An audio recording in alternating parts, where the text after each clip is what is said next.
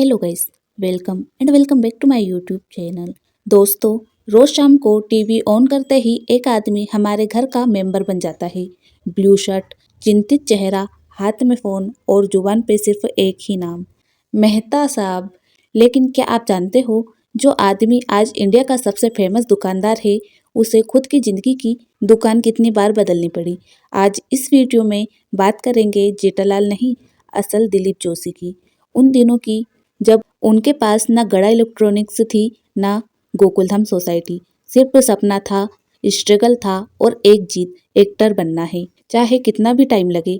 तो video and तक जरूर देखना, क्योंकि लास्ट में एक ऐसी बात बताने वाली हूँ जो दिलीप जोशी खुद अपनी लाइफ के बारे में बोलते हैं, और वहाँ तुम्हारी लाइफ भी चेंज कर सकती है। दिलीप जोशी का जन्म हुआ था गुजरात के एक साधारण से परिवार में। Middle class background, normal upbringing, जहाँ जिंदगी का सीधा सा रूल था, पढ़ाई करो, कोई सीधी सादी नौकरी पकड़ो, फैमिली संभालो। दिलीप जी की शुरुआती शिक्षा एक गुजराती स्कूल में हुई। उनका मन पढ़ाई में कम ही लगता था।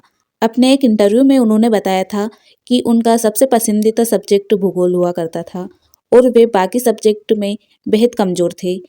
बचपन में दिलीप को फिल्मों में एक्टिंग करने या एक एक्टर बनने का तो कोई सपना नहीं था, लेकिन वहाँ नाटकों में एक्टिंग करने का शौक जरूर रखते थे। उन्होंने स्कूल के दौरान ही महज 12 साल की उम्र में नाटकों में काम करना शुरू कर दिया था। उनके द्वारा अभिनीत पहले नाटक का नाम था और देव राक्षस, और उन्हें पहला रोल एक स्टैचू का मिला था। एक इंटरव्यू में उन्होंने बताया था कि वहां उस नाटक में 7 से 8 मिनट तक सिर्फ स्टैचू बनकर खड़े रहे, क्योंकि उन्हें भगवान का रोल किया था, तो इसलिए पलक भी नहीं झपकानी थी।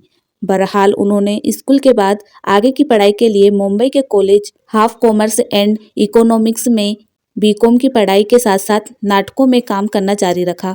उन्होंने कॉलेज में होने वाली प्रतियोगिता में बढ़ चढ़कर हिस्सा लिया और कई पुरस्कार भी प्राप्त किए। जब दोस्त क्रिकेट खेल रहे होते, वहाँ ड्रामा की रिहर्सल कर रहे होते। फैमिली के लिए एक्टिंग एक हॉबी थी, लेकिन दिलीप के लिए ये फ्यूचर बनने वाला था।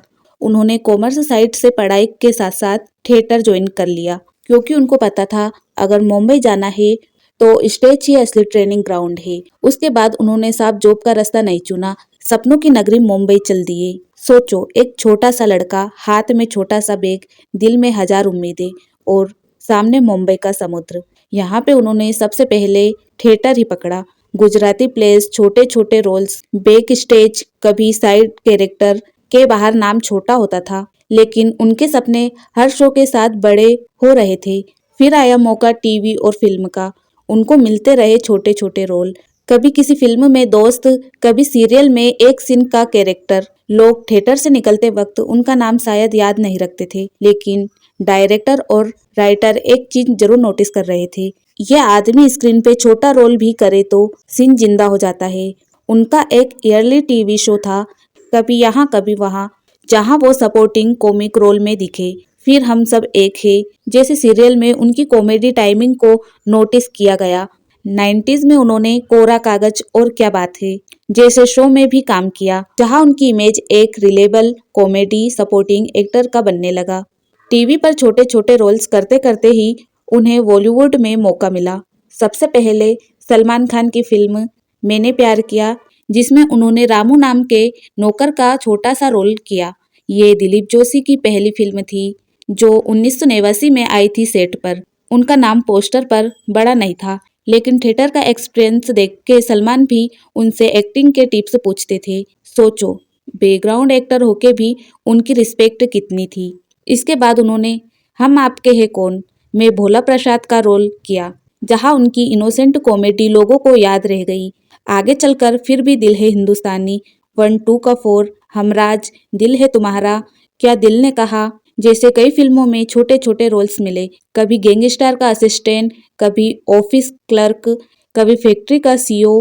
हीरो कभी उनका नाम नहीं होता था, लेकिन सीन में हंसी जरूर आती थी। स्ट्रगल एंगल, प्रॉब्लम ये थी कि इनकी बड़ी बड़ी फिल्मों का हिस्सा होने के बाद भी उनको घर पर आकर लगता था लाइफ सेट हो जाएगी, लेकिन फिल्म हिट होती थी, रोल खत्म हो जाता था और फोन्स चुप हो जाते थे। उन्होंने एक इंटरव्यू में बताया कि बेटी की पढ़ाई होने के टाइम बैंक में सिर्फ लगभग 25,000 थे।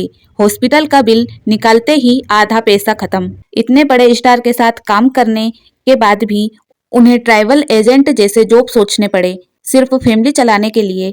इसके बाद तुम वही टर्निंग पॉइंट वाली लाइंस जॉब दो। हर स्ट्रगल स्टोरी में एक ऐसा मोड़ आता है जहां इंसान सोचता है बस अब नहीं हो रहा। दिलीप जोशी के साथ भी कुछ ऐसा ही हुआ। सालों तक साइड रोल करते करते उन्हें लगने लगा कि शायद लीड्स के लिए उनका चेहरा फिट नहीं है। शोज आते बंद हो जाते, नए लोग इंडस्ट्री में घुस रहे थे और वहां वही काम कर रहे थे। सेट पर सबसे पहले आना, लास्ट में जाना और बीच में अपनी 3-4 लाइन्स बोलकर घर लौट जाना। एक टाइम ऐसा भी आया जब उनको टेंशन होने लगी। घर चलाने के लिए एक्टिंग के साथ साथ एक्स्ट्रा काम सोचना पड़ा। यहीं पर बहुत सारे लोग अपने सपने छोड़ देते हैं, लेकिन दिलीप ने एक चीज पकड़ के रखी, कंसिस्टेंसी। वह कहते हैं मैंने अपने आप से प्रॉमिस किया था जब तक इंडस्ट्री मुझे कम्प्लीटली ना मना कर दे तब तक मैं ये काम करता रहूंगा।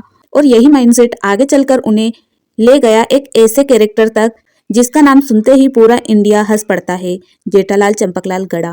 तारक मेहता का ऑफर आने से पहले भी दिलीप जोशी का कैरियर ठीक ठाक चल रहा था, लेकिन वे घर घर वाला चेहरा नहीं बने थे।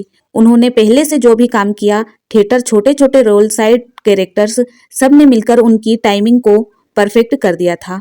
इसलिए जब उनके सामने जेठालाल का स्क्रिप्ट आया, उन्होंने इसे सिर्फ एक फनी किरदार की तरह नहीं देखा। उन्होंने सोचा ये तो मेरे जैसे 1000 इंडियन शॉपकीपर की कहानी है। 2008 में तारक मेहता का उल्टा चश्मा की शुरुआत हुई और ये सीरियल बना रहे थे दिलीप जोशी के दोस्त आशित मोदी। इससे पहले भी ये दोनों कभी वो सीरियल में काम कर चुके थे और इसलिए आशित कुमार मोदी ने दिलीप जोशी के सामने चंपकलाल और जेठालाल दोनों के किरदार रखे थे। तो इसके बाद दिलीप जोशी ने जेठालाल का किरदार ही पसंद किया था। अब ये दिलीप जोशी को भी नहीं पता था कि ये सीरियल कितने दिन तक चलेगा, क्योंकि इससे पहले जितने भी सीरियल आते थे वहां थोड़े ही दिनों में बंद हो जाते थे। लेकिन किस्मत तो देखो, तारक मेहता का उल्टा चश्मा आज तक भी चल रहा है। आज दिलीप जोशी को पूरा देश जेठालाल के नाम से जानते हैं। अब बात कर लेते हैं उनकी पर्सनल लाइफ के बारे में। दिलीप जोशी की पत्नी का नाम जयमाला जोशी है। जयमाला जोशी टीवी और सोशल मीडिया की चकाचौंध से दूर ही रहती है और इनके एक लड़का और एक लड़की है। आज अगर प्रॉब्लम्स आती है तो वह यही बोलता है कि मेरी जिंदगी जेठालाल से कम नहीं है। आज दिलीप जोशी को हर घर में देखा जाता है, लेकिन उनके पहले स्ट्रगल की कहानी अगर ध्यान से देखो तो एक सिंपल सी बात समझ में आती है। सक्सेस एक सीरियल से नहीं, सालों की कंसिस्टेंसी से बनता है।